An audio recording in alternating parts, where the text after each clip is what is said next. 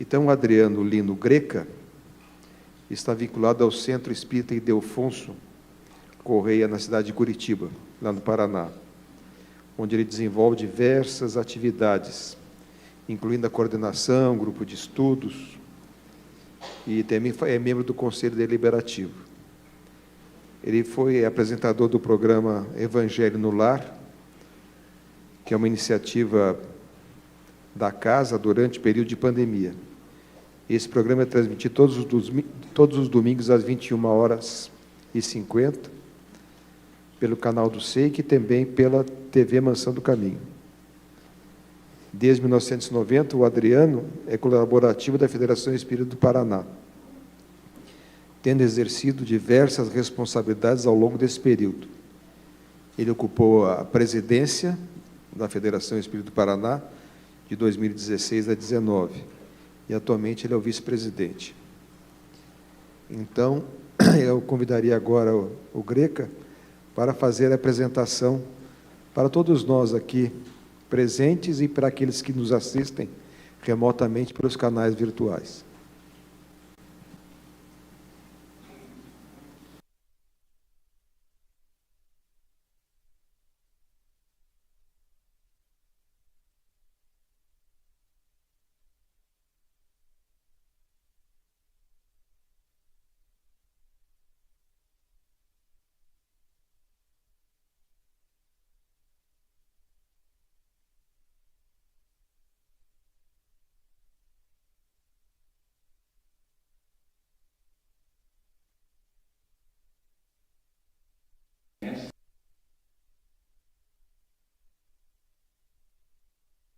Muito obrigado, Adriano. Está aqui conosco também o Barreto. O Barreto é uma pessoa muito importante no movimento espírita lá de Vitória da Conquista. Ele é organizador da Semana Espírita de Vitória da Conquista, onde Divaldo participou esse ano, o 70º aniversário da Semana Espírita de Vitória da Conquista. E o Barreto, durante os últimos 35 anos, estou certo, Barreto? 35 anos, foi ele que organizou sempre a Semana Espírita Vitória da Conquista, que é muito conhecida por todos os espíritas do Brasil. Então, hoje, a nossa companhia, pela generosa presença do nosso irmão Barreto, e a sua esposa também, Cristina, que está aqui conosco. Então, vou fazer agora uma primeira pergunta para o nosso irmão Adriano Lino Greca. É uma pergunta da Daniela. O irmão X descreve, em psicografia do Chico Xavier, um homem que morreu 22 anos antes do programado, como suicida indireto, por conta de brigas, ressentimentos e irritações. Você poderia, por favor, comentar esta situação, Adriano?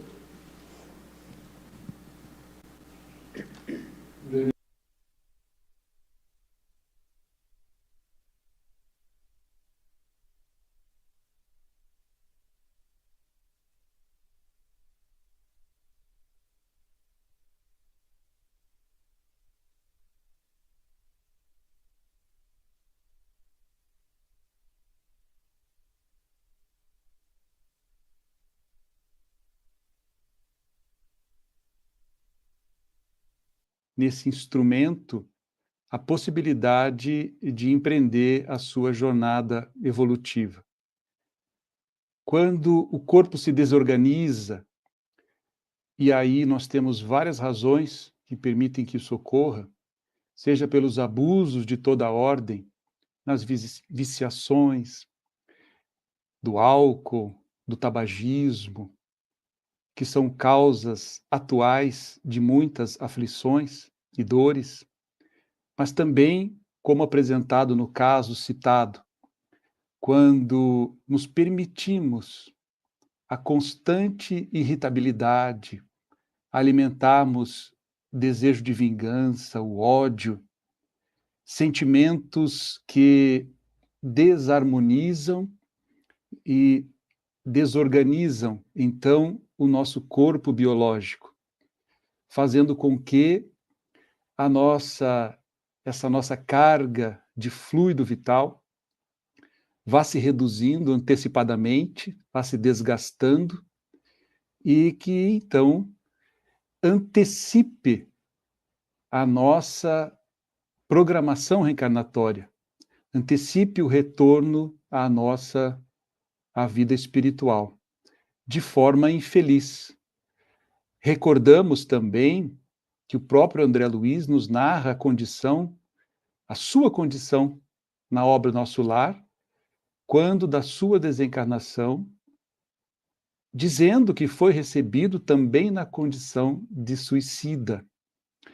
Este suicídio involuntário que todos nós precisamos estar vigilantes, a fim de que não caiamos no mesmo erro, buscando sempre, portanto, o equilíbrio, a harmonia, a paz de espírito. E aqui nós percebemos o quanto a doutrina espírita pode colaborar conosco, quando nos encontramos vinculados a uma instituição espírita que nos permite esses momentos maravilhosos de reflexão, em que deixamos de lado as coisas do mundo para considerarmos e olharmos um pouquinho para as coisas de Deus e para nós mesmos. Então, temos que aprender, sim, com a lição citada pela Daniela. As obras de André Luiz nos ensinam muito a respeito dessa temática, e mantermos sempre a confiança em Deus, a oração e a vigilância. Muito obrigado, Adriano. Divaldo, você poderia falar algo sobre destino e fatalidade? A pergunta é feita por Lara, que está aqui presente. Senhoras, senhores, queridas irmãs, queridos irmãos espíritas, caras amigas e amigos que nos acompanham pela Web TV Mansão do Caminho, nossos votos de muita paz. Antes de responder à questão formulada, gostaríamos de dizer que hoje estamos lançando um livro chamado Luz da Esperança. É uma obra de Joana de Ângeles, que foi lançada há 36 anos. Esta obra foi solicitada pelo Lorenz, é a editora em Esperanto aqui no Brasil, e tem sede no Rio de Janeiro. Há 36 anos, eles solicitaram à benfeitora um livro a respeito da fraternidade, dos sofrimentos humanos, e Joana de Ângeles escreveu Luz da Esperança. São 30 capítulos a respeito dos problemas fundamentais da vida. Mas o lançamento foi no Rio de Janeiro. A edição foi reduzida. Nesse ínterim, foram feitas 5 reedições. E agora, para nossa surpresa, a 7ª reedição, em um número maior pela atualidade do livro. A quem interessar, nós estamos lançando pela primeira vez em Salvador, 36 anos depois, a obra da benfeitora, que é absolutamente atual diante dos problemas humanos, e que tivemos a alegria de receber da Lorenz uma remessa de livros para distribuí-los aqui em nossa casa. Então, o Espiritismo é a doutrina mais bela para falar da fatalidade. O destino, a má sorte, a vida, o que nos espera o futuro. Porque é uma doutrina que nos fala a respeito da vida no seu sentido literal. A expressão vida em todas as formas do nosso pensamento. E, naturalmente, a vida humana, que é uma das manifestações da vida universal. Na Terra, nós já nos encontramos em uma fase evoluída do planeta em que não vivemos mais a barbárie do nosso primarismo. Superamos muitas paixões, estados mórbidos da personalidade. Infelizmente, apesar da evolução tecnológica, do macro estudo do universo e do micro estudo da vida, o ser humano, que progrediu tanto em tecnologia, não fez a sua mesma evolução em ética, em moral. Nós vimos agora as ruas das capitais mais famosas do mundo transformadas em verdadeiras tribos de pessoas sem teto, sem família, sem lugar para viver.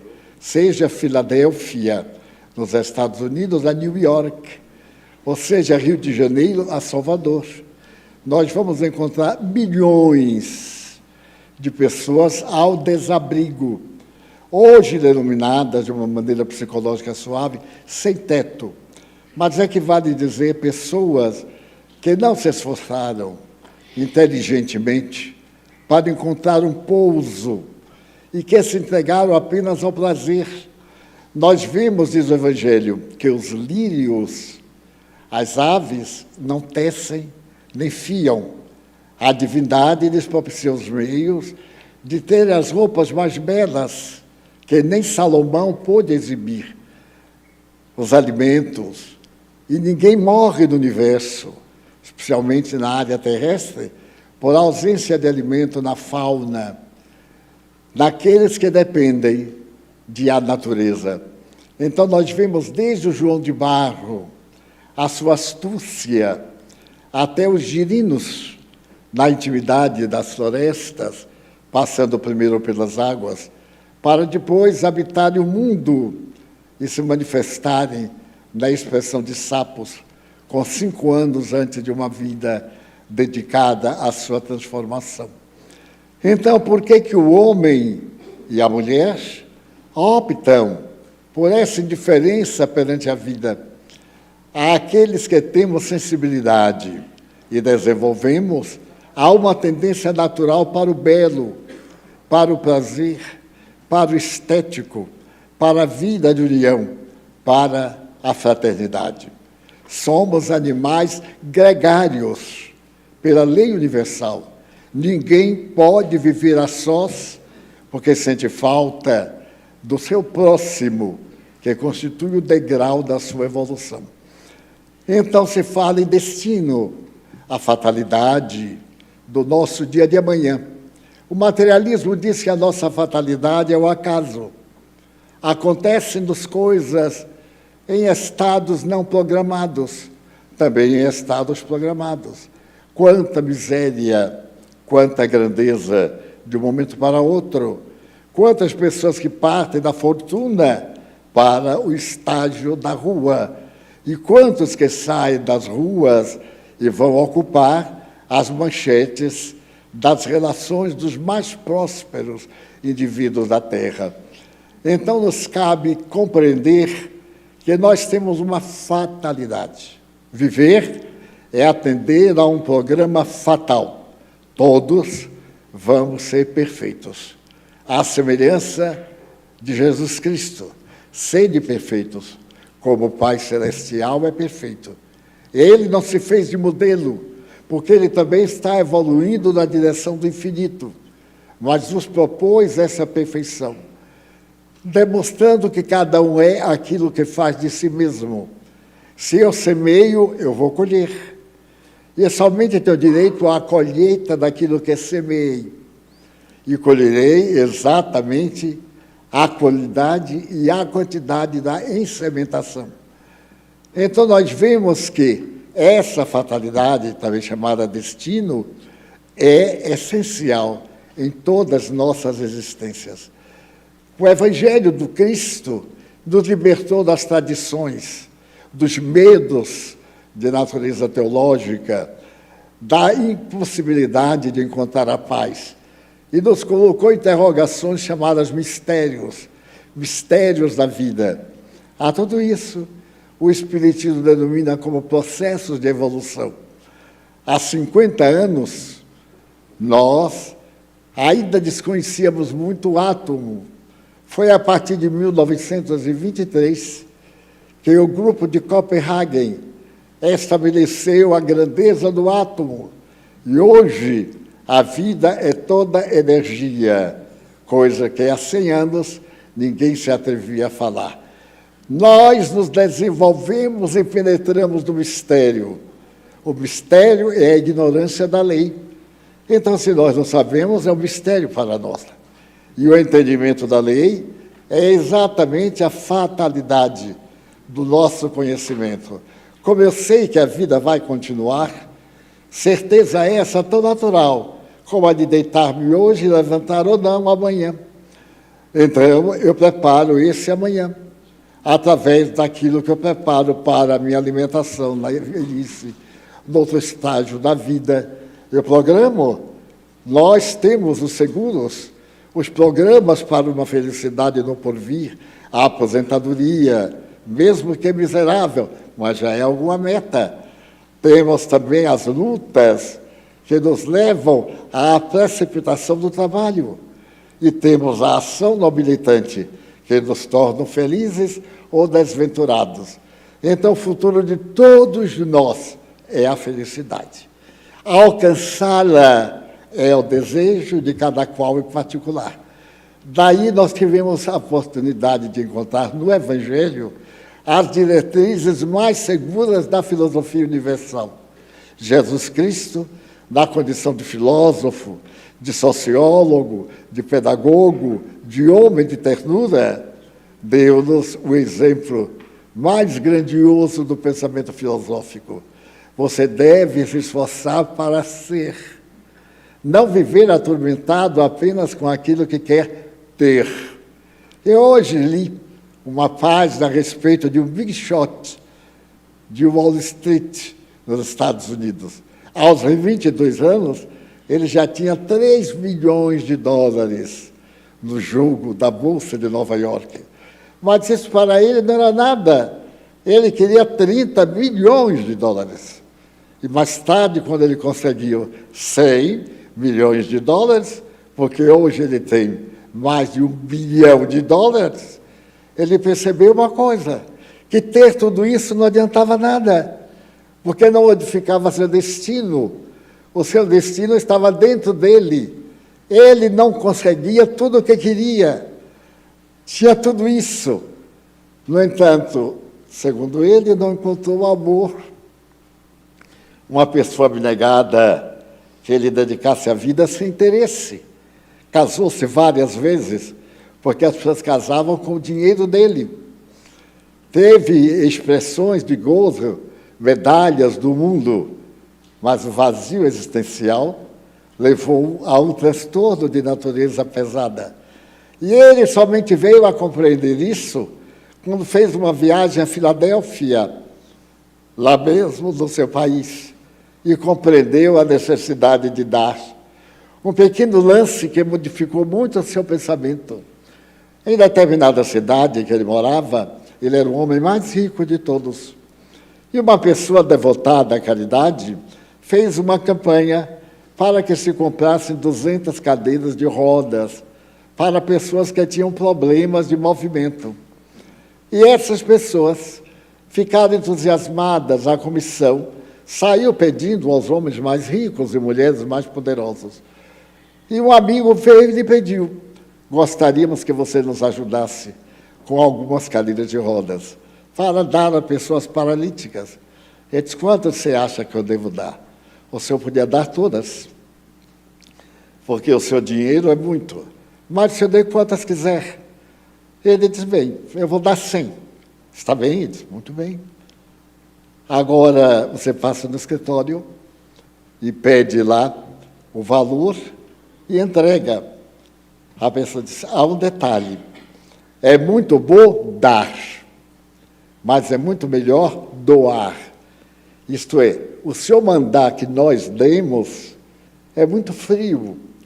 Eu convido para que o senhor entregue aos paralíticos as suas cadeiras de roda. Ele diz: mas eu sou um homem muito ocupado. Ele diz: pior é que não tem movimentos, que não pode andar. Bom, mas eu passo lá, a que horas? Estabeleceu. E aquela fila de pessoas aleijadas, de crianças, de adultos, e do outro lado, as cadeiras de roda. Por fim, ele chegou a uma menina paralítica. Ela não tinha movimento da cintura para baixo. E então ele deu a cadeira de rodas.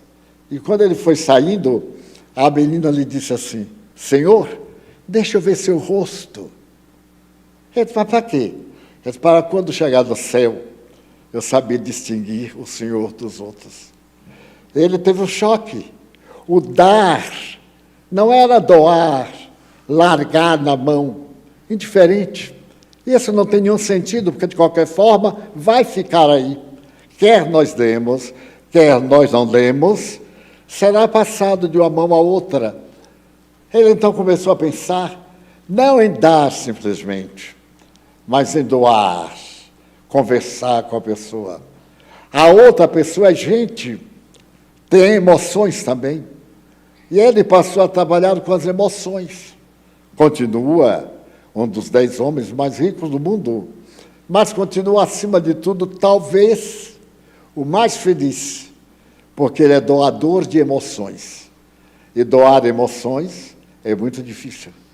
Nós damos, fazemos a caridade, ajudamos, até com indiferença.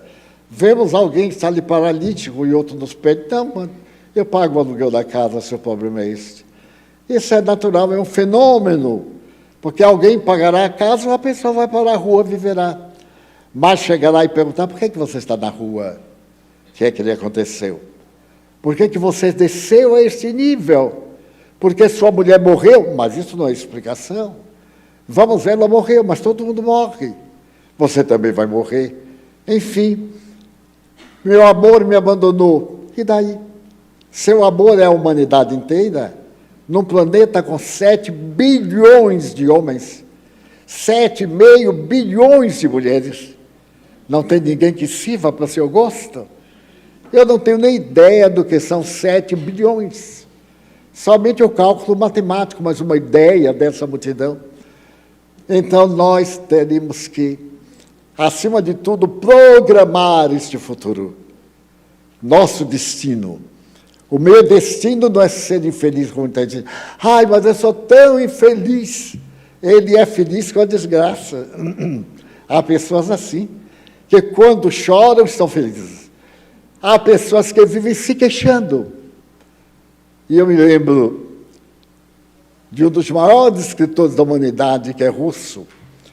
Ele conta a respeito de um servidor, ele era conde, tinha muito terreno, e então um dia um homem foi lá e disse, senhor, eu gostaria que o senhor me emprestasse 10.000 rupias, a moeda. Ele disse, por quê? Porque eu sou um infeliz, eu não tenho nada. O senhor tem dinheiro de jogar fora, eu não tenho nada. Eu preciso desse dinheiro que o senhor me pode dar, sem nenhum interesse. E o homem disse, de fato, 10.000 rupias ou rupias para mim não valem nada. Mas você não é tão feliz quanto parece. Eu vejo que você tem 2 olhos muito bonitos. Eu lhe darei 50.000 rupias para cegá-lo. Cegarei os 2 olhos, já que não vale nada. Ele disse, não, o senhor está louco. Para que eu quero 50.000 rupias e a cegueira? Ele disse, então, você não é tão infeliz quanto parece. Eu posso dobrar essa importância, colocando você cego, surdo e mudo. Então você será um homem milionário. Ele disse, para quê? Eu não vou ter contato com o mundo exterior. Então, não se queixe. Quem tem uma boa visão ou deficiente é melhor do que quem não tem visão nenhuma. Quem tem 1% de qualquer importância é mais feliz do que quem não tem coisa nenhuma. Então, não se queixe da vida. Plante o bem na sua vida.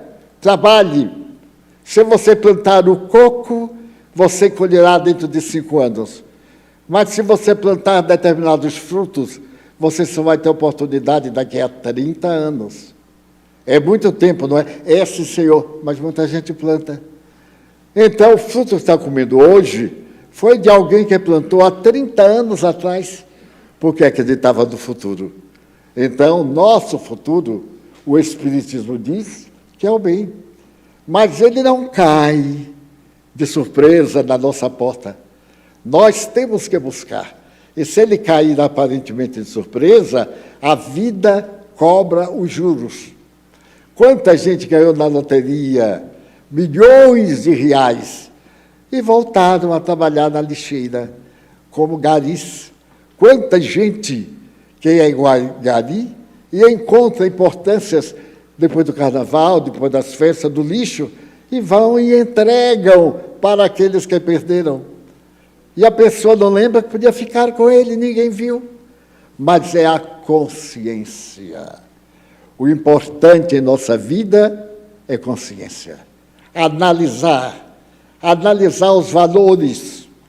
Se, por exemplo, eu anelo viajar a Hong Kong em uma bela nave, eu sei que não vou conseguir, mas pelo menos eu posso pegar o mundo visto de cima do programa de televisão, pagar uma taxa de R$2 e ver Hong Kong melhor sentado na poltrona, tomando uma água de coco de Itapuã, do que ficar lamentando não visitar Hong Kong. Se eu for a Hong Kong, para mim vai ser uma desgraça, o que é que eu faço lá? Aquele lugar que a gente não tem de botar o pé, a gente bota o pé, o outro também.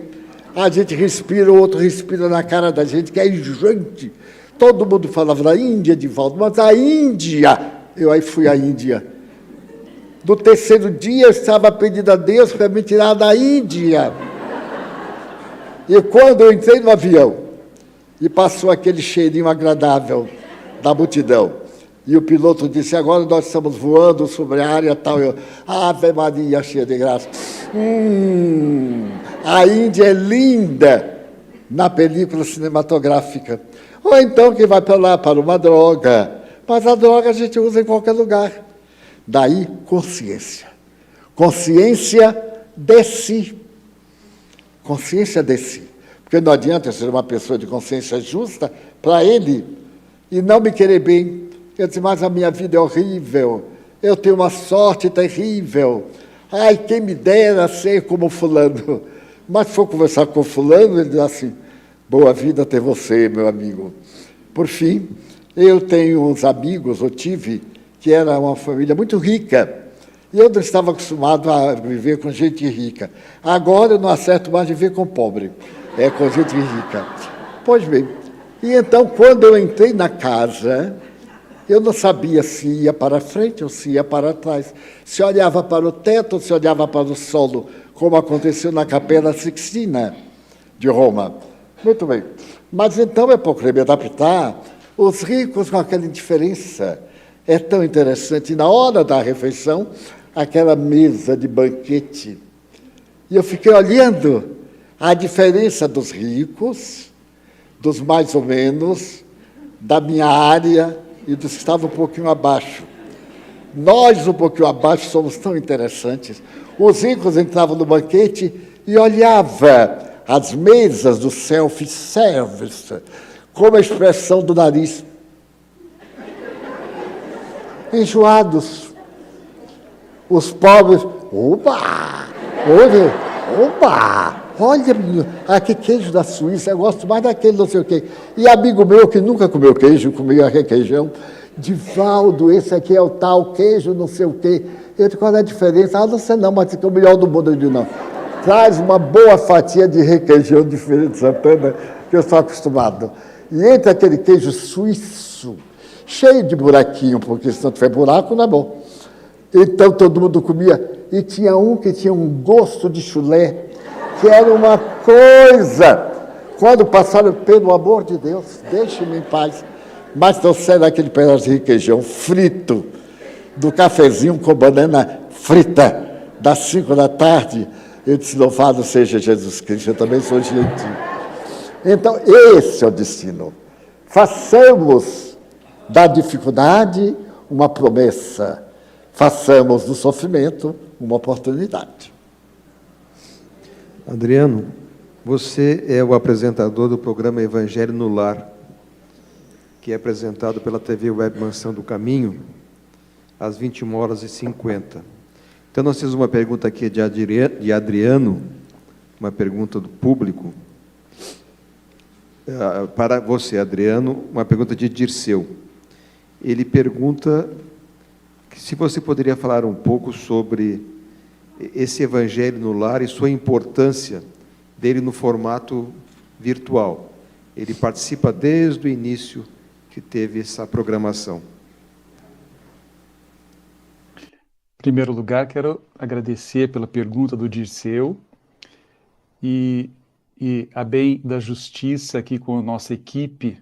Essa atividade, ela possui mais de 50 pessoas que estão envolvidas na manutenção desse programa Evangelho no Lar online, porque ele se dá diariamente, no mesmo horário, às 21h50, desde março de 2020.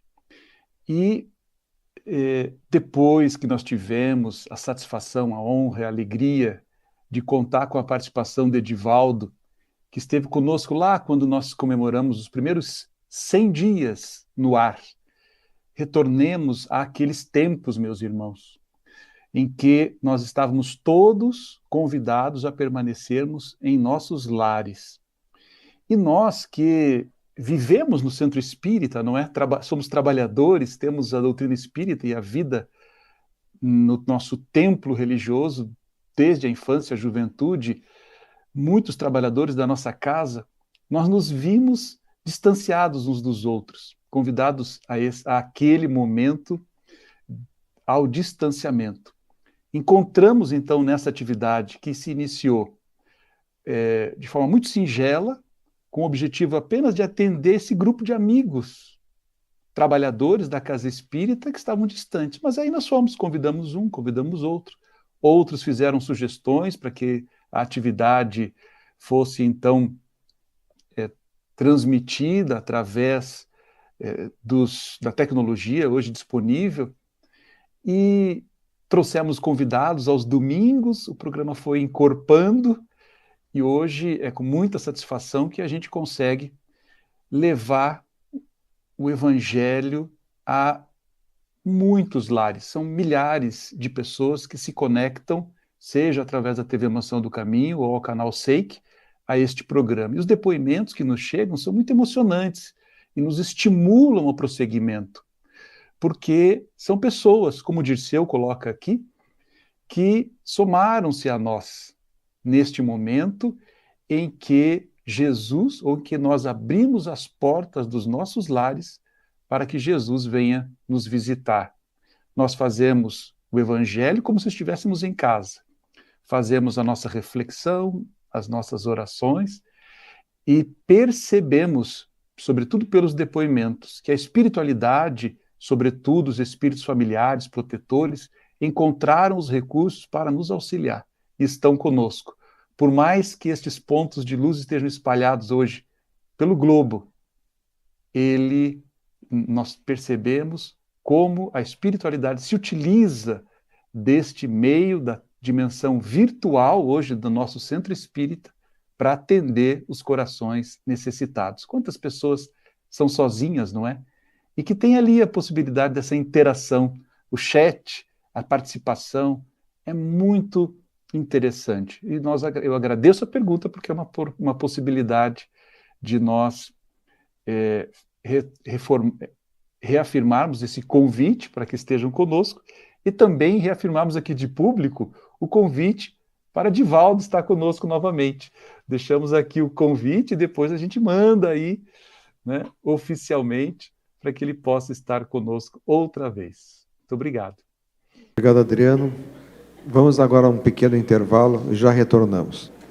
Antes de darmos seguimento, dando a palavra a Edivaldo, agradecemos a todos aqui presentes, aqueles que nos assistem também remotamente, a nossa equipe da TV Mansão Web, TV Web Mansão do Caminho, a nossa equipe de apoio e eventos, a professora Solange, a generosa companhia do nosso amigo Barreto, que está aqui conosco, né?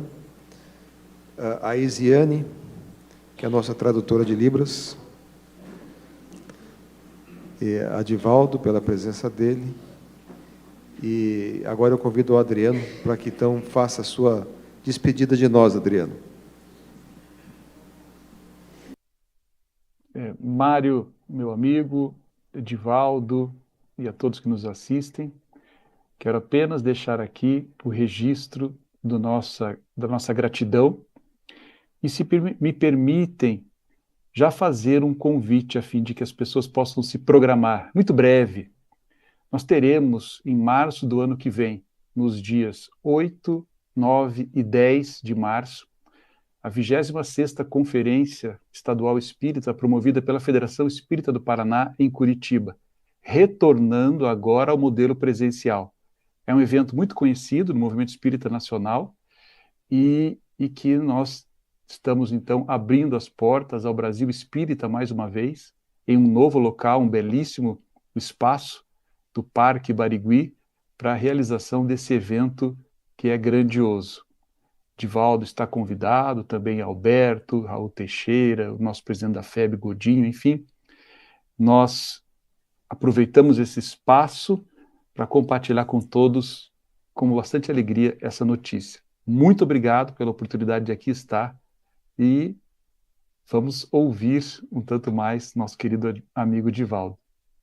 Obrigado, Adriano, pelo convite que você fez aí para o evento do ano que vem, em março. Agradecemos muito pela sua participação conosco aqui no dia de hoje. Passamos, então, agora a palavra a Divaldo Franco. Todos nós experimentamos dificuldades quando estabelecemos a mudança de hábitos para melhor. À medida que o nosso pensamento se amplia e a nossa consciência fica cósmica, os nossos espaços emocionais dilatam-se e já não nos bastam os espaços que ocupamos, faltando-nos a oportunidade de ampliar os nossos sentimentos. Então é comum dizer-se que, se dedicando à obra do bem, se encontra sempre muito obstáculo à ingratidão dos beneficiários. Aliás, o apóstolo Paulo, há 2000 anos, já afirmava que era muito difícil lidar com as pessoas com problemas.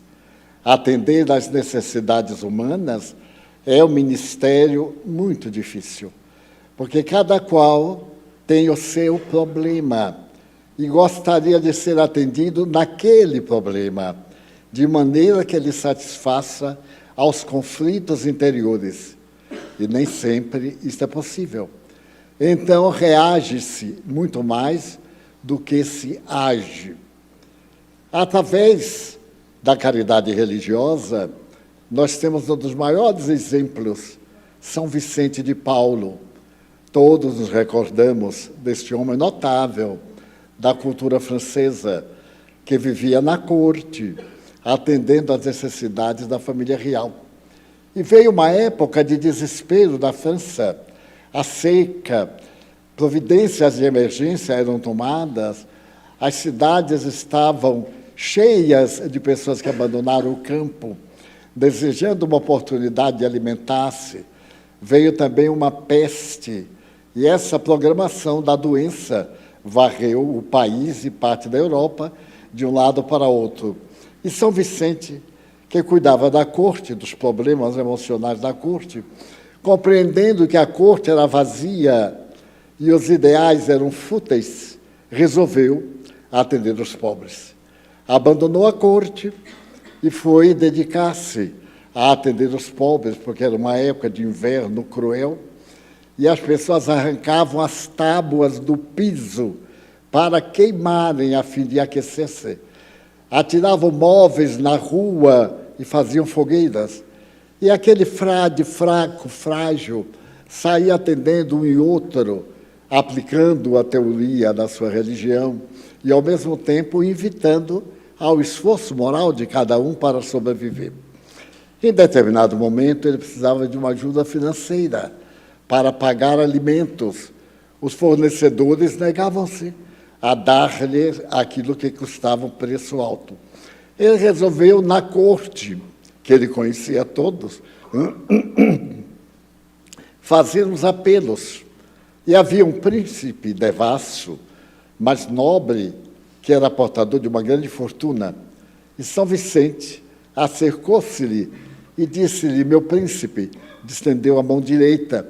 Eu estou atendendo os pobres do vosso reino, e queria pedir-vos uma ajuda para diminuir a fome. A fome é cruel. É como um vampiro que come a pessoa de dentro para fora. O príncipe ficou chiscanando. Por fim, ele estendendo a mão direita, disse: eu peço um auxílio. E o príncipe, zombando, escarrou na sua mão direita. Ele não perdeu o aprumo, guardou a mão direita e colocou a esquerda. Muito obrigado. O escarmento eu mereço. Agora os pobres necessitam de pães. E veio de pedir uma ajuda para eles. Esse gesto simples, mas profundamente digno, comoveu o homem depravado, que ele disse: Vicente, a tua fé é tão nobre que eu tenho vergonha de ser um homem sem fé. Eu vou te dar uma bolsa. Tirou a pequena bolsa de veludo com moedas de ouro, deu-lhe e disse-lhe: eu tenho vergonha de ser assim. São Vicente diz: mas não há motivo. Podes acabar com a vergonha agora, vinde comigo e vamos atender a uma mãe que está ali num parto muito difícil, por falta de resistências orgânicas para expelir o feto. E este homem transforma-se quando ele vê a miséria cara a cara, as ruas de Paris, lamentavelmente entupidas de pessoas da miséria, e se torna o primeiro auxiliar de São Vicente de Paulo. A sua igreja em Paris é muito bela e é muito grande, porque ele não ficou aí.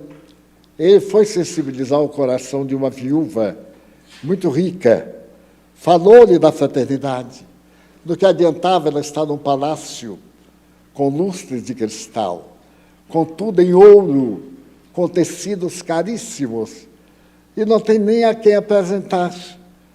E ela, tocada por aquele homem simples, dedicou-se e criou a ordem feminina de atendimento aos necessitados. E a ordem de São Vicente cresceu e até hoje é uma das ordens de beneficência mais grandiosas. Mas, numa oportunidade, ele estava pedindo a uma pessoa rica alguma ajuda e a pessoa descarregou nele todo o mau bofe que tinha. Vocês são os exploradores perniciosos, vão trabalhar, deixem-nos em paz. Ele ouviu tudo calmamente, mas continuou, apesar de suas palavras bonitas, eles têm fome, e a fome não aceita palavras, só aceita comida mesmo. E o crime, a perversão, muitas vezes nasce no estômago vazio. E o homem se convenceu e lhe perguntou: como é que você pode ter tanta paciência de falar assim comigo, uma pessoa má? Ele disse: ah, meu filho, se você soubesse como os pobres são ingratos, como eles nos dizem desaforo, ah, se você soubesse, você seria muito mais gentil comigo. Você que me dá, pode me dizer todo desaforo, mas eles a quem eu dou, não têm o direito de reclamar. E, no entanto, reclamam.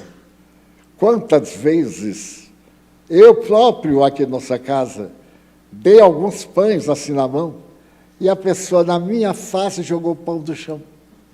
É isso que o senhor tem para dar? Eu disse: infelizmente é isso. E apanhei do chão, limpei e dei a outra, porque não há tempo a perder.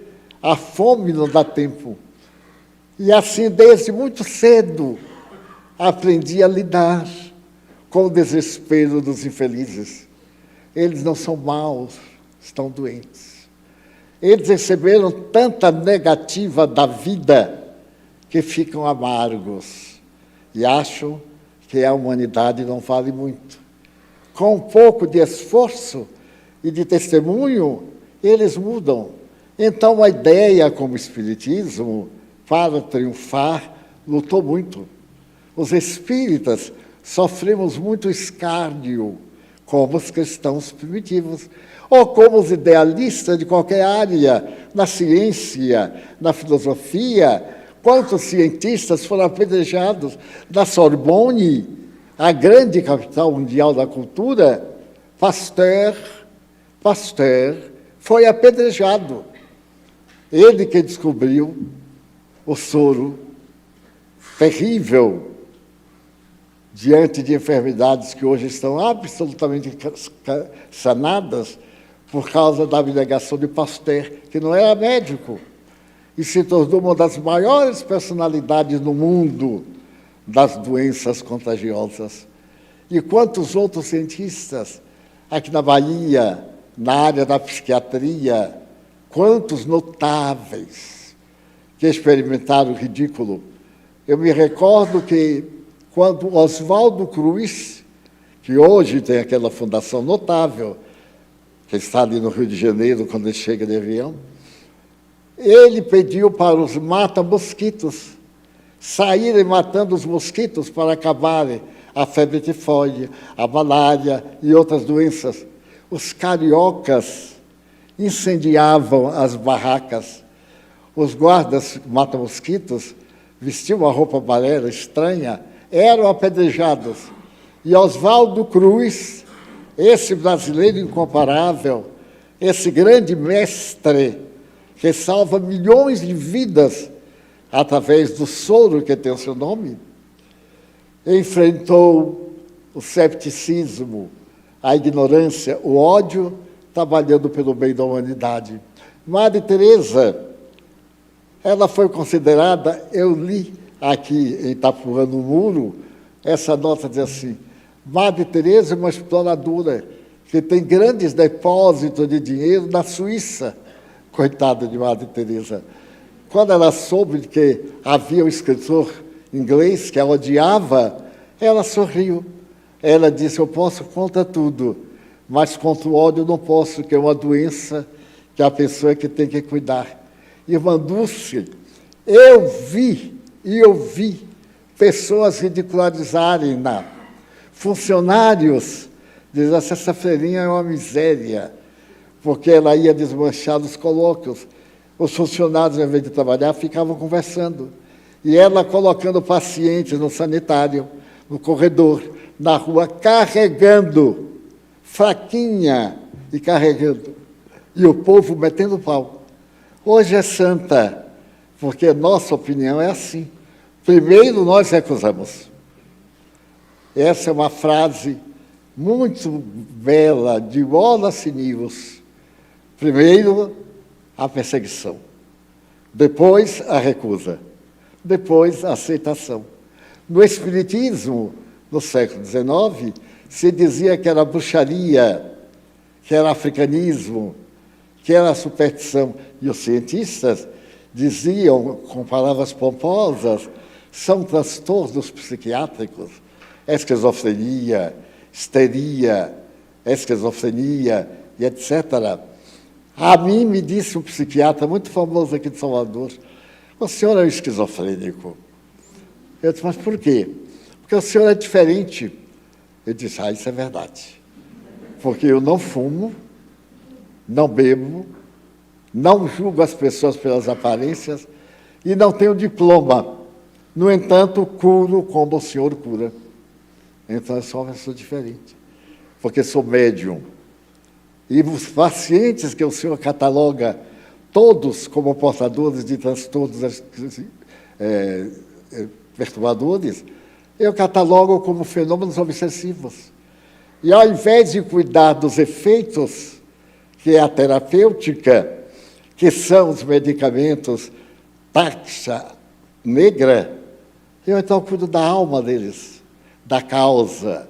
A maioria das doenças não está na doença, está na causa que desencadeia as doenças. Aí está a psicologia, provando que não há doenças, há doentes. É também o slogan da Organização Mundial de Saúde. A maioria dos doentes não tem doenças, tem angústias, conflitos, frustrações, necessidades que se transformam em doenças. Daí, antes de irmos ao efeito, procuremos a causa. Se é uma esquizofrenia por hereditariedade, vamos então fazer a terapêutica psiquiátrica. Mas se é uma esquizofrenia que tem surtos, vamos atender através dos passes magnéticos. Doutrinar o obsessor. Daí o Espiritismo foi muito perseguido, mas superou todas essas perseguições através do exemplo. Eu me recordo do Dr. Bezerra de Menezes. Ele morava na Barra da Tijuca. Ainda era um bairro pobre na época, depois é que ficou elegante. E então, chega um dia alguém com uma carroça e uma moça atada de cordas. Tiram-na da carroça e botam na porta do Dr. Bezerra e empurram-na para dentro de casa e fogem. Ele então sai e encontra aquela moça louca, amarrada de cordas, gritando. Ele se aproxima tranquilamente e diz assim: meu filho, era uma moça, meu filho, por que você está nesse desespero? E a moça responde: porque ela me deve uma importância moral muito grande. Mas como ela lhe deve? Você está no mundo dos espíritos, você tem que perdoar a dívida. Ele diz: mas eu não posso perdoar. Ela me traiu. E veio um diálogo estranho. Aquela moça é agora uma senhora traiçoeira, adúltera. E aquela esquizofrenia é um marido ofendido que está se vingando dela. Bezerra, ao invés de me receitar uma medicina contra o surto, dá-lhe palavras. Passa-lhe a mão na cabeça e diz suavemente: minha irmã. E o Espírito diz: seu irmão. Eu sou o marido ofendido. E depois de um diálogo de algum tempo, o Espírito para, depois de ter ofendido o Dr. Bezerra, e diz, ipsis verbis: ó velhinho bom, por que tens tanta paciência comigo? Eu estou irritado contra ti. E tu, que não me deves nada, tem essa paciência. E Bezerra lhe diz: porque Jesus faz conosco assim. Conversa. E a jovem diz assim: então, por tua causa eu vou liberá-la. As tuas palavras me repletam o coração de paz. Eu a deixo, porque a vida cobra àqueles que devem. Ela titubeia, balanceia, ele segura, ela volta ao normal, absolutamente curada. Mas isso não é um exemplo, é parte de milhares de exemplos. Eu tive exemplos humanos, e tenho, com obsidiados, que é uma surpresa. Sou levado a visitar alguém, sem saber o que tem, e na hora que eu chego, o espírito me conhece, diz coisas verdadeiras mentirosas, porque eles são muito hábeis para ofender. E eu digo assim: olha, meu irmão, não adianta você me ofender, porque eu sou imperfeito, então eu reconheço. Você apenas me aviva aquilo que eu preciso superar. Mas o que me interessa é você. Não é a pessoa, não. É você que sofre. Para fazer a pessoa sofrer, você torna a vida dela amarga e vou devagarzinho.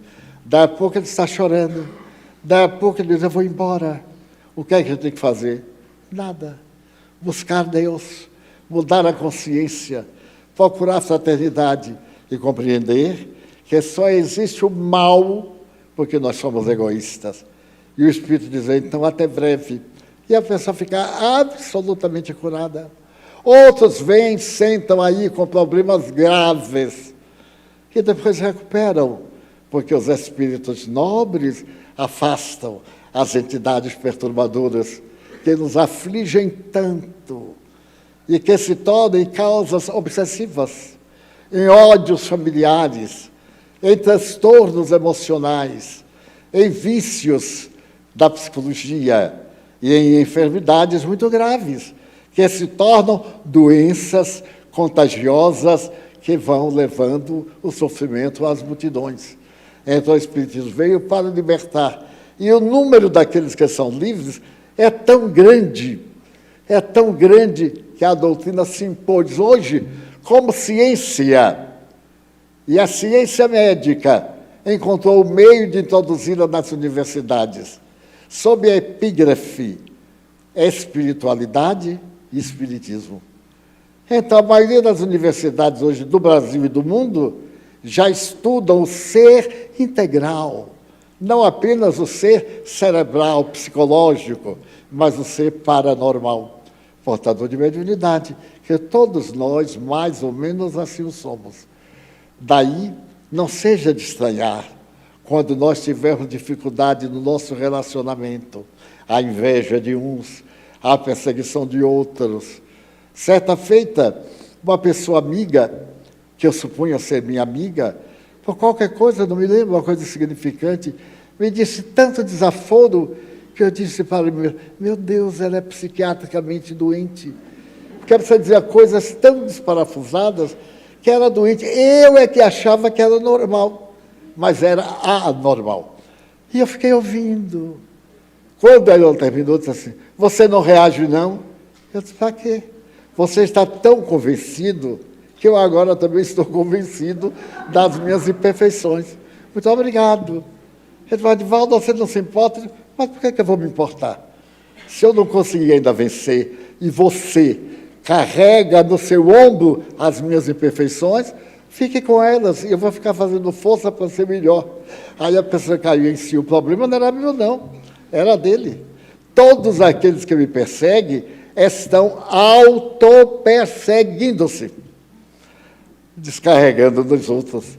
É a filha rebelde, é o filho ingrato, é o marido sensual e lesbiano, é a esposa vulgar, insatisfeita, traiçoeira, é a pessoa, é o hábito, é a ausência de consciência de si. Uma das fases da consciência que se apresenta na criatura humana em 4 fases. Essa é a consciência de si. Eu sei o que pensar de mim. Não precisa ninguém me ofender, não. Eu sei. Se a pessoa que não me conhece sabe, imagine eu que fiz. Então, nós mudamos a paisagem. Aprendemos a compreender as pessoas, porque todos somos mais ou menos iguais. Temos mais ou menos as mesmas imperfeições. Naturalmente, eu tendo uma vida pública, sou motivo de comentários públicos, é natural. E de vez em quando me aparecem pessoas que não simpatizam, afinal eu não tenho a cara de um ator de cinema para agradar a todos, mas até os feios também tem aqueles que gostam. A pessoa que gosta de feio, a pessoa que gosta de aleijado, tem muitos paladares. E então, de vez em quando eu encontro alguém que me diz desaforo. E eu perguntei a Joana Dias, mas o que é isto? Eu estou na hora de morrer, ainda encontro, diz que ótimo, né, meu filho? O bom vai ser depois de morrer, que vai ouvir é coisa. Coisa que você parece que fez, mas não fez. E, ultimamente, eu tive um momento desagradável com uma pessoa, eu descobri algo, e, sem desejar, não me interessa, e fiquei chocado. E quando a gente tem um choque, por mais cinismo, a gente deixa transparecer, não é possível. Eu tive aquele choque. A pessoa perguntou assim, você está surpreso? Eu disse, apesar de tudo estou. E eu ainda não lhe disse tudo. Eu digo, não precisa. Por esse pedacinho eu já calculo. E a pessoa foi discutindo, no fim, assim, sabe, Divaldo, adorei. Você é um cara diferente, adorei você não se importar. Eu digo, se eu for me importar com tudo que dizem ou pensam de mim, eu não faço outra coisa senão viver reclamando. Então, eu adoro ser como sou, e não como as pessoas acreditam que eu sou. Nem um anjo, nem um demônio, nem um santo, nem um pecador. Sou uma pessoa com as características boas e más. A predominância de algumas imperfeições, que eu estou lixando rapidamente, porque o tempo está acabando, e eu quero passar para lá bem lixadinho, macio, passar a mão. E então, a gente vai aprendendo. Para concluir, a mensagem inicial, que foi gravada, é uma mensagem de Joana de Ângeles sobre Filho de Deus. E ela diz que nós somos filhos de Deus. Todo mundo sabe disso. Mas quando eu psicografei, eu estava no México. Havia passado 5 dias e ela disse, vamos escrever um livro aqui no México? Eu digo, a senhora que sabe. E aí ela escreveu nas folgas, aí escrevemos um livro chamado Filho de Deus. E no último dia, pela madrugada, eu levantei cedo para escrever o prefácio e viajar. Quando eu terminei o prefácio, eu fui ler. E ela disse, leia o primeiro capítulo, porque eu escrevo, mas não tenho ideia exata do que estou escrevendo. Muito bem, eu estava no 25º andar e olhava a cidade do México, naquela nuvem, aquele mar de nuvem, e os edifícios espigões acima das nuvens, e os 2 grandes vulcões da cidade do México. Eu então olhava e fui ler, Filho de Deus. Dizia mais ou menos assim, tu és filho de Deus, alegra-te, tu és herdeiro do universo. O universo foi criado por Deus, e tu também. Então, tudo que existe no universo vai pertencer-te, porque pertence a Deus. Eu fiquei tão contente, que eu disse assim, mas eu nunca me dei conta que eu era filho de Deus. Eu dizia isso para todo mundo, mas nunca me disse. Nossa, aí eu olhei aquela cidade do México, no Vale, meu Deus, tudo isso aqui é meu. Aí eu olhei o edifício especial da praça principal e disse assim, meu Deus, lá do Pau da Lima eu sou dono de tudo isso. E aí me emocionei. E o Espírito estava ao meu lado, eu perguntei assim, minha irmã, eu sou herdeiro de Deus? És. Eu vou herdar tudo isso? Vais. Quando? Quando Deus morrer. Então, eu fiquei um pouco aturdido.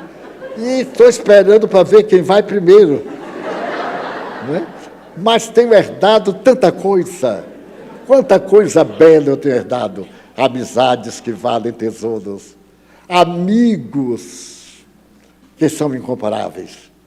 Pessoas que ouvem a palavra de Jesus e se modificam.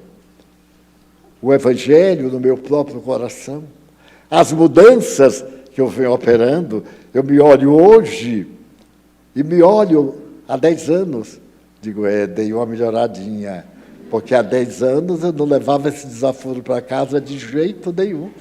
E agora eu rio, e a pessoa se desarma.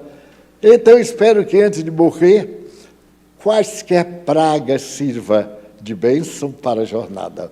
Então, não nos preocupemos com o mal. Não agasalhemos o mal. Aceitemos o bem.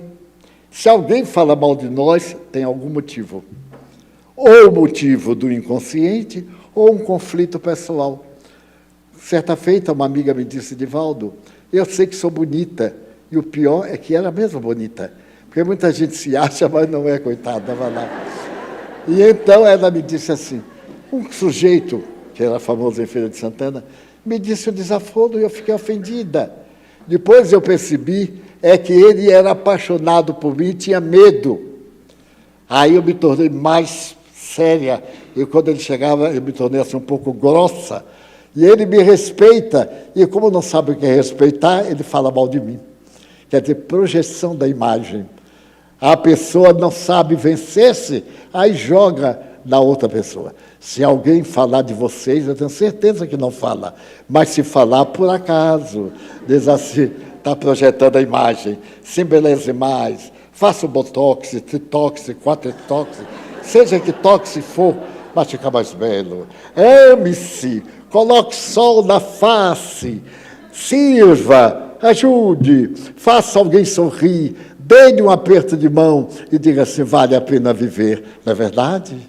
Então vamos orar, pedir a Deus que nesse momento os espíritos de luz venham ter conosco, através dos médiuns, eles possam alcançar o país da nossa alma e visitá-lo com luzes, bênçãos e dádivas. Então pedimos aos companheiros de mediunidade para que colaborem conosco nesse momento de transmissão de energia. Senhor, nós somos imperfeitos. Quer fazer? Melhorar-nos, aprimorando-nos. E então estamos lutando tem piedade das nossas imperfeições.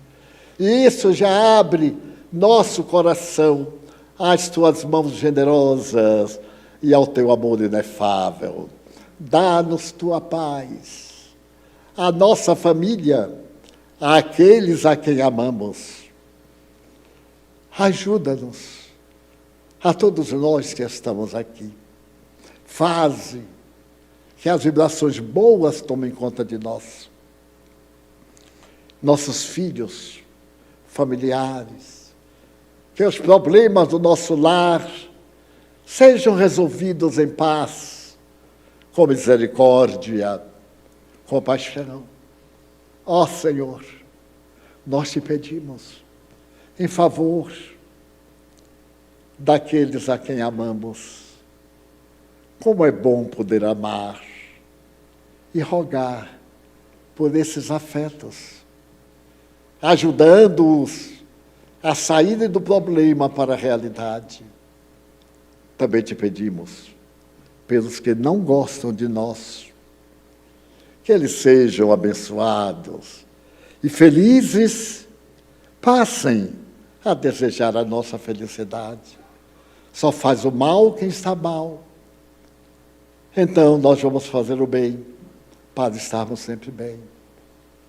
Queremos te pedir pela nossa casa, nosso templo, nosso lar de comunhão com Deus, pelos nossos diretores, pelos frequentadores e amigos.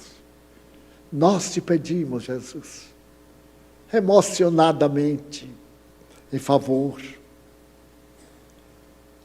daqueles que desencarnaram pelo suicídio, enganaram-se, hoje sofrem, mas poderão reparar amanhã, logo mais. Piedade para eles. Também piedade para os que praticam o mal e se comprazem. Nós te pedimos em especial que abençoes a nossa água, que ela tenha propriedades curativas, nos ajude a melhorar organicamente. E também te pedimos pela paz de nosso lar, pela nossa paz pessoal, pela paz no Brasil, pelos enfermos que aqui estão, para que saiam protegidos, amparados e melhorados. Em teu nome, Jesus, em nome de Deus, da Mãe Santíssima e dos Espíritos bons, encerramos a nossa reunião, formulando votos de muita paz para todos nós. Está encerrada a nossa reunião.